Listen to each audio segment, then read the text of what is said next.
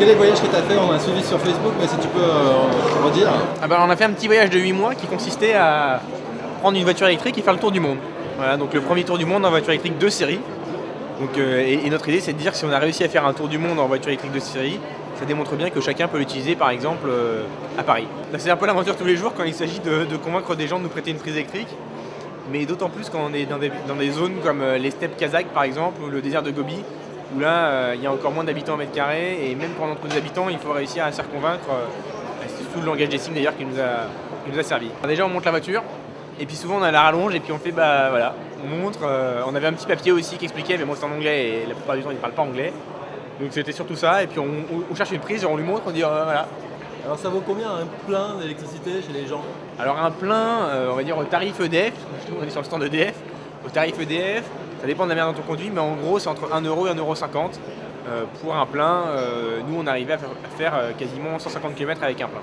Donc nous c'était environ 250 € d'électricité pour un tour du monde, et avec l'essence ça aurait coûté 5 à 7 fois plus cher. Alors après ça dépend forcément de l'endroit, quel prix vous prenez en compte, mais c'est à peu près ça l'ordre de grandeur.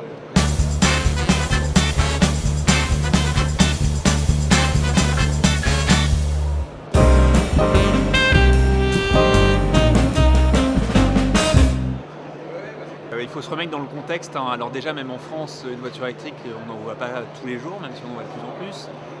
On s'arrête beaucoup dans des villages, dans des petites villes, donc les gens ne sont pas habitués non plus à avoir beaucoup d'étrangers.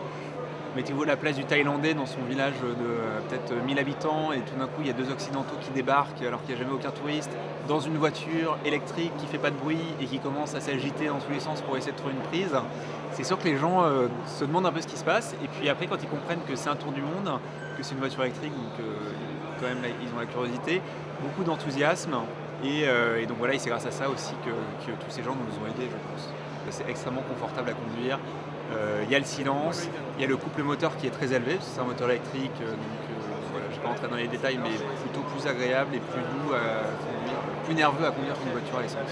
C'est le même véhicule que celui que vous avez utilisé pour votre balade autour du monde?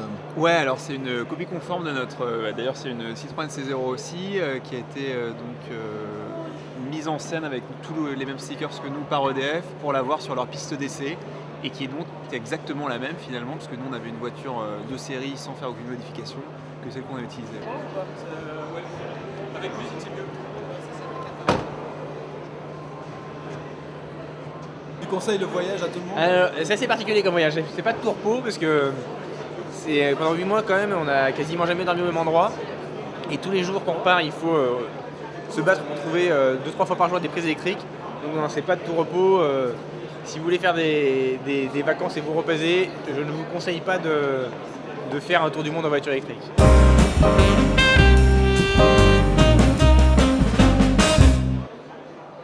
Une voiture toute électrique pour la moitié de la population, c'est pas du tout de suite, parce qu'il faudra que les batteries aient beaucoup évolué. Aujourd'hui, les cibles du véhicule électrique, c'est des véhicules qui ont en général des trajets relativement courts dans la journée, 60, 100 km maximum.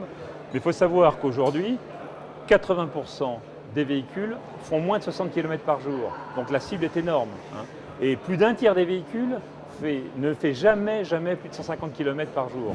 Donc la cible est encore énorme. Donc déjà, si tous ces véhicules sont en électricité, ce sera déjà un grand progrès.